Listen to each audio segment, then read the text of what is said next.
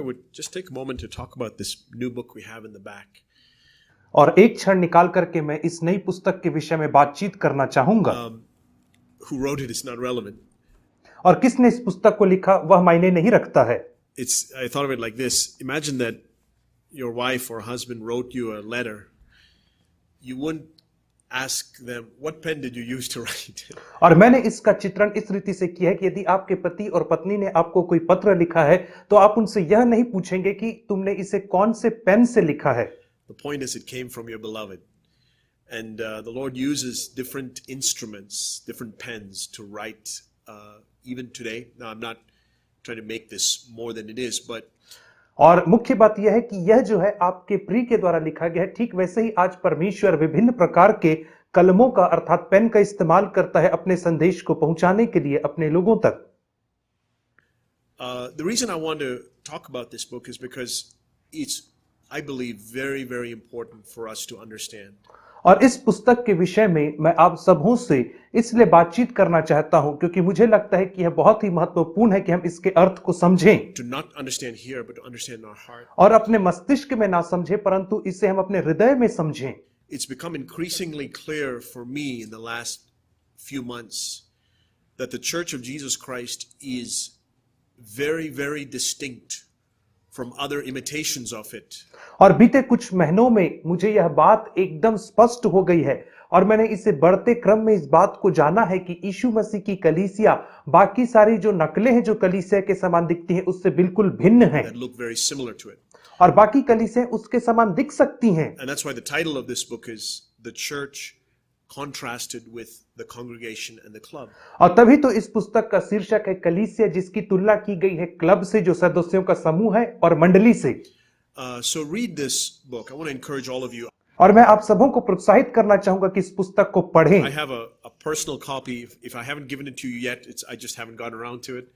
I'd like to give you a personal copy of it. और मैं आप सबों के लिए मैंने आपके लिए व्यक्तिगत इसकी प्रति रखी और मैं आपको देना चाहता हूं।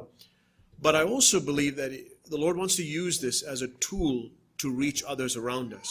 परंतु मैं यह भी विश्वास करता हूं कि परमेश्वर इसे एक औजार के रूप में इस्तेमाल करना चाहता है जिसके माध्यम से हम दूसरों तक पहुंचें। Especially others who are disillusioned by what's called church. और विशेषकर उन लोगों तक जो भ्रम में पड़े हैं अर्थात कलीसिया को लेकर के भ्रम में पड़े हैं। Disillusioned by imitations of church. और वे लोग जो कलीसिया और उसकी नकलों को देख करके भ्रम में पड़े हुए हैं। This is not to say that we're better than anybody else or that we have it. This is simply to say we are seeing it. और यह ऐसा नहीं कि हम कह रहे हैं कि हम दूसरों से बेहतर हैं या हमारे पास है, परंतु यह है कि हम उसे देख रहे हैं। We haven't attained it like both Olu, actually all three of them, Olu, Ajay and Dorrington were saying. In what you heard from them, I hope you heard that we're pressing on to perfection.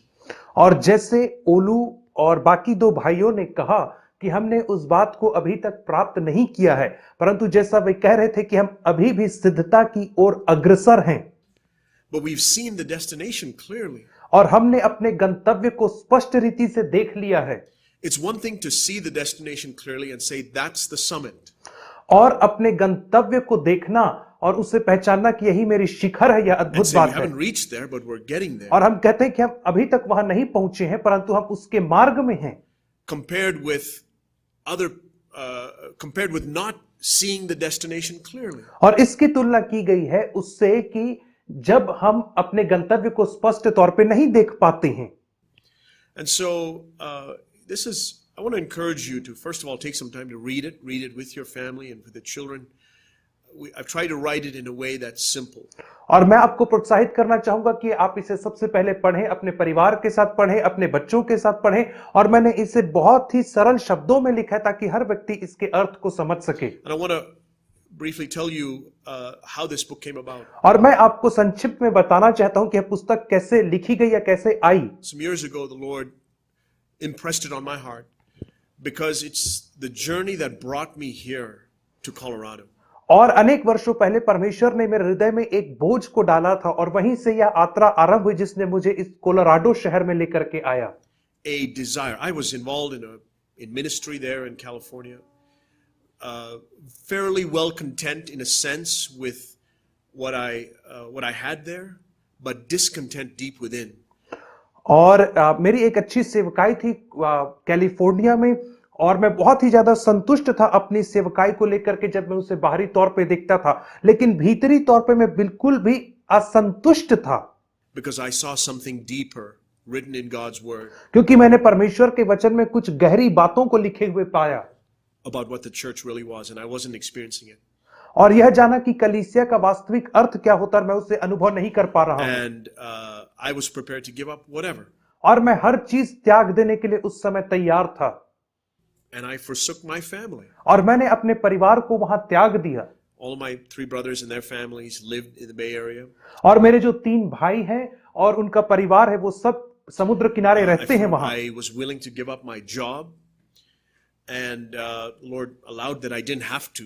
और मैं यहां तक कि अपनी नौकरी भी छोड़ने के लिए तैयार था, परंतु परमेश्वर ने ऐसा किया कि मुझे अपनी नौकरी छोड़ने नहीं पड़ा। But those were choices I was willing to make because I was seeking for the church. और यह सब चुनाव मैं करने को तैयार था क्योंकि मैं कलीसिया में दिलचस्पी रखता And I था। believe that in a sense all of you sitting here have made that choice. और मैं विश्वास करता हूं कि यहाँ पे जितने लोग बैठे हैं, किसी न किसी रीति से यह चुनाव जरूर करेंगे, In some way or the other. किसी न किसी तौर पे यह चुनाव करेंगे, And that's the choice that God will honor. और यही वह चुनाव है जिसका परमेश्वर आदर करेगा। We cannot offer God anything when it costs us nothing. और हम परमेश्वर को कोई भी भेंट नहीं चढ़ा सकते यदि हमने उसकी कीमत नहीं चुकाई है तो। If I haven't had to make a choice of separation from my relatives, from the things of this world, from money and pursuits of this world, then it's an empty offering to God. और यदि मैंने इस चुनाव की कीमत नहीं चुकाई है, अर्थात अपने परिवार से अलग होने, अपने रिश्तेदारों से, अपने संबंधों से, अपने संपत्ति से, और यदि मैंने इन सब से अलग होने की कीमत नहीं चुकाई है, तो मैं जो परमेश्वर को चढ़ाऊंगा वो खोखला बलिदान या भेंट होगा। And God always asks of us that which will cost us something. और परमेश्वर हमसे केवल उन्हीं चीजों को मांगता है जिसकी हमारे जीवन में कुछ कीमत होती है। And when it costs us something, He knows that there is a value to it and a preciousness to it.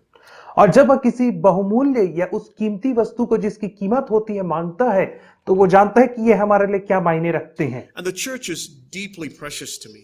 और जो कलीसिया है वो मेरे लिए बहुत ही ज्यादा बहुमूल्य है। And the more God has required sacrifices of me, the more precious it has become to me. और जितना ज्यादा परमेश्वर ने मुझसे इसके लिए त्याग को मांगा है, उतना ही ज्यादा यह कलीसिया मेरे लिए और गहरी हो गई है। So, and then some years ago, I think it must have been 5 or 6 years ago, that I preached a message. I probably preached it here, but I preached it a few other places as well. I think the first time was in Bangalore. On this, the church compared with the congregation and the club. और इस विषय पे मैंने कई बार प्रचार किया है, यहाँ पे भी कई बार प्रचार किया है, परंतु सबसे पहले मैंने इस विषय पे बेंगलोर की कलीसिया में प्रचार किया है, जो विषय है कलीसिया, और उसकी तुलना मैंने की थी क्लब से और मंडली से। And somebody did a wonderful work of just transcribing that message into written form, and that's why it made it putting into book form a lot easier. और किसी ने यह बहुत ही अद्भुत काम किया कि उस पूरे संदेश को टाइप करके लिखा, और इसी के वजह से मुझे उसे पुस्तक के रूप में लाने में बहुत ही आसानी हुई। But you know, for years I thought I should finish it, and I never did. और अनेक वर्षों तक मैंने सोचा कि मैं इस पुस्तक को खत्म कर दूंगा, लेकिन मैं इसे खत्म नहीं कर पाया।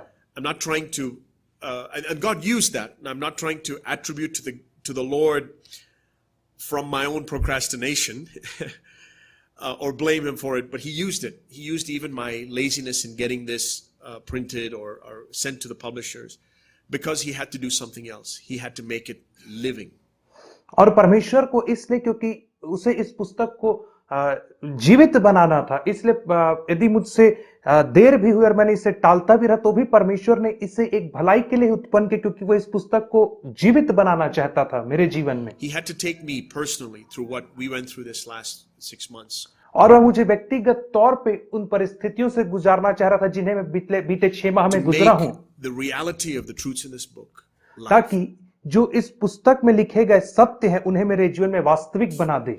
Where the church became increasingly clear from the congregation and the club. जहां पे कलीसिया जो है वह बढ़ते क्रम में कांग्रीगेशन अर्थात मंडली और क्लब से ज्यादा स्पष्ट हो गई। And to show me, even in my own life, where I wouldn't have seen it, congregation mentality and club mentality. और जहां परमेश्वर ने स्वयं मुझे मेरे जीवन में दिखाया कि कहां कहां पे मेरे अंदर क्लब की मानसिकता और एक मंडली की मानसिकता थी जिसे See, मैं this पहले book is कभी नहीं not देख about पाता। identifying this church is a church and that's a congregation, that's a club. No, that's not it. और यह पुस्तक इसलिए नहीं है कि हम किसी और कलीसिया को देख करके कहें कि नहीं यह कलीसिया क्लब है या यह कलीसिया मंडली है, ऐसा बिल्कुल इसका अर्थ नहीं है। It's about identifying the attitude of the congregation and the attitude of the club in me. परंतु यह पुस्तक इस विषय में है कि मैं मंडली के स्वभाव को और क्लब के स्वभाव को अपने अंदर खोजूं और उसे परखूं। In the same way that you've often heard, even in this church, that worldliness is not in, oh, that's a worldly person or that's a worldly person. It's seeing worldly mentality, worldly attitudes in me.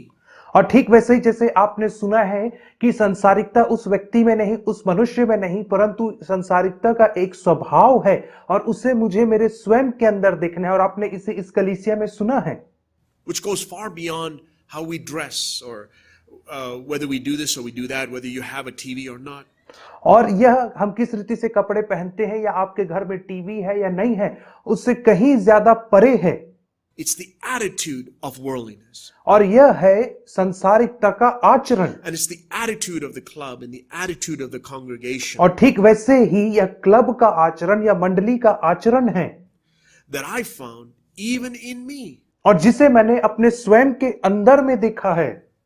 As one whom the Lord had used to present this message, I saw that in deeper and deeper areas. एक वह व्यक्ति जिसे परमेश्वर ने इस संदेश देने के लिए इस्तेमाल किया, परंतु मैंने इसे अपने जीवन के गहरे And out of क्षेत्रों में that, देखा। the Lord allowed me to finish the last three chapters of this book, just in the last 3 months. और बीते 3 महीनों में इन सब परेशानियों के माध्यम से परमेश्वर ने मेरी सहायता की कि इस पुस्तक में 3 नए अध्यायों को लिख सकूं और उन्हें समाप्त And कर then it was सकूं। like the door was opened for this book to be printed. और इस रीति से इस पुस्तक के छपने के लिए द्वार खुल गया। I just thought I would share that with you because I want to encourage you all, my dear brothers and sisters, to make it the passion of your life to see the church, what the church of Jesus Christ really is. और मैं आपसे यह इसलिए बांट रहा हूं क्योंकि मैं चाहता हूं कि भाइयों बहनों आप इसे अपने जीवन की उमंग बना ले कि आप देखें कि यीशु मसीह की कलीसिया वास्तविकता में कैसी होती है। And how the devil will subtly, very, very subtly bring in other mentalities, other attitudes. और इस बात को देखें कि कैसे शैतान बड़ी ही चतुराई से दूसरी मानसिकताओं को इस कलीसिया के मध्य में लेकर के आता है। And how, I think Olu was saying, this is something we have to constantly be fighting. और ओलू जैसे बता रहा था कि यह एक ऐसी मानसिकता है जिससे हमें हमेशा Because, युद्ध करना है। Jesus had to do it twice. He had to cleanse the temple, and then 3 years later, he had to do it again. क्योंकि यीशु मसीह को 2 बार मंदिर की सफाई करना पड़ा, पहली बार और उसके 3 वर्ष बाद फिर से यीशु मसीह को मंदिर की सफाई करना पड़ा। And in a sense, what the Lord wants to do in us, I believe, and wants to do in my own life, is to take us deeper and deeper and deeper to see deeper areas where this congregation mentality and the club mentality exists. और जो मैं समझता हूं यह जान रहा हूं कि परमेश्वर हमें और गहराई में लेकर के जाना चाहता है ताकि हम अपने ही अंदर इस बात को झांक करके देखें कि मेरे अंदर कहां पे क्लब की मानसिकता है और कहां पे एक मंडली वाली मानसिकता है। And this has already been brought out today. The church is identified by this, that Jesus Christ, my devotion to him is foremost. और कलीसिया इस बात से पहचानी जाती है कि मेरा जो समर्पण है वह यीशु मसीह के लिए सर्वोपरि है, वही सबसे ज्यादा मायने रखता है। And secondly, my fellowship with you all is based on that. और दूसरा जो है, जो मेरी संगति है वो आप लोगों के साथ वो केवल उसी भक्ति पे निर्भर Not on करती whether है। I'm related to you, not on whether you're nice to me, on whether how you treat me, or I invite you to my house, or you invite me to your house. It's not based on any of these things. और यह इस बात पर निर्भर नहीं करती कि आप मेरे से कितना अच्छा व्यवहार करते हैं या मैं आपसे कितना अच्छा व्यवहार करता हूं, या आप मुझे अपने घर पर आमंत्रित करते हैं या मैं आपको अपने घर पर आमंत्रित करता हूं, या इन पर निर्भर नहीं करती है। It's based on, am I devoted to Jesus? परंतु यह इस बात पर निर्भर करती कि क्या मैं यीशु मसीह के प्रति समर्पित हूं। And does my love for you come from my laying down my life and my wants and my desires. और क्या मेरा प्रेम जो आपके प्रति है वो मैं अपने जीवन को न्यौछावर करने के बाद उससे उत्पन्न हो रहा है, मेरे लक्ष्यों को और मेरे सपनों को न्यौछावर करने के बाद। This is how Jesus loved the church. He gave himself up for her. और यीशु मसीह ने इस रीति से कलीसिया से प्रेम किया कि उसने अपने आप को कलीसिया के लिए दे दिया। And this is how our love in devotion to Jesus will also be manifest in the church. और इसी रीति से हमारा प्रेम जो मसीह के भक्ति में है कलीसिया के लिए ऐसे ही प्रदर्शित होना चाहिए। True fellowship is built on this. I lay myself down. और सच्ची संगति इस बात पर बनती है कि मैं I would अपने like आप to को have it a तुम्हारे लिए certain देता way, हूं। but I lay myself down. और दूसरा तरीका है लेकिन मैं अपने आप को तुम्हारे लिए देना If चाहता you're हूं। doing that in your own secret attitudes and thoughts in your heart, और यदि आप इसे कर रहे हैं, अभ्यास कर रहे हैं अपने गुप्त के जीवन में और अपने विचारों के जीवन में, fellowship will be built within this church. तो इस कलीसिया के अंदर संगति का निर्माण होगा।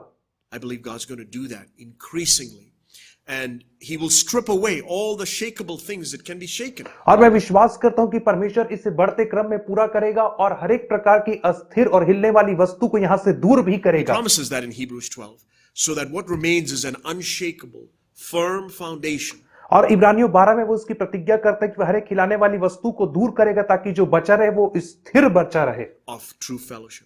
और सच्ची शिष्यता स्थिर बनी रहे। I believe ultimately, true fellowship that's in Jesus Christ cannot be broken. और मैं अंततः विश्वास करता हूं कि सच्ची संगति जो यीशु मसीह के ऊपर आधारित है वो कभी नहीं हिलाई जाएगी। That's the church against which the gates of hell will not. और यही वह कलीसिया है जिसके विरोध में नरक के फाटक प्रबल नहीं होंगे। And then I want to encourage you to do this as well. And this is, I think I'm speaking on behalf of all of us, all three of us elders. Pick up a few copies of that book. और मैं हम तीनों प्राचीनों के समक्ष से आपको यह कहना चाह रहा हूं कि आप इस पुस्तक की कुछ प्रतियों को खरीदो। I think it's listed at $4, but CFC sent it to us and said, sell it for $2, which is, I mean, what can you buy for $2 these days? You can't even get a large coffee at Starbucks. और इस पुस्तक की कीमत $4 है, लेकिन CFC ने हमें इसे $2 में बेचने को कहा है। और आज के दिन में आप सोचे कि $2 में आप स्टारबक्स में एक बड़ी कॉफी भी नहीं खरीद सकते हैं। But if it's only $2, I believe it'll be a seed that the Lord can use to reach others. और यदि यह सिर्फ $2 है तो मैं विश्वास करता हूं कि परमेश्वर इसे एक बीज के तौर पर इस्तेमाल कर सकता है ताकि आप औरों तक पहुंच सकें। And as a means of evangelism, to tell them what we are about as a church. और इसे आप एक सुसमाचार के साधन के तौर पर इस्तेमाल कर सकते हैं लोगों को बताने के लिए कि वास्तविक कलीसिया का क्या अर्थ What's है our destination? What's the goal we're going on? और हमारा लक्ष्य क्या है और हमारा गंतव्य क्या है। Pick up a few copies of that, just for a couple dollars, and share it with your friends, whether they're Christians or not. और आप इसके कुछ प्रतियों को खरीदें और अपने मित्रों के साथ आप इसे बांटें, चाहे वो मसीही हो या गैर मसीही हो, आप इसे जरूर बांटिए। For the world to see what Jesus is building. ताकि संसार देख सके कि यीशु मसीह क्या निर्माण कर रहा है। Amen. आमीन।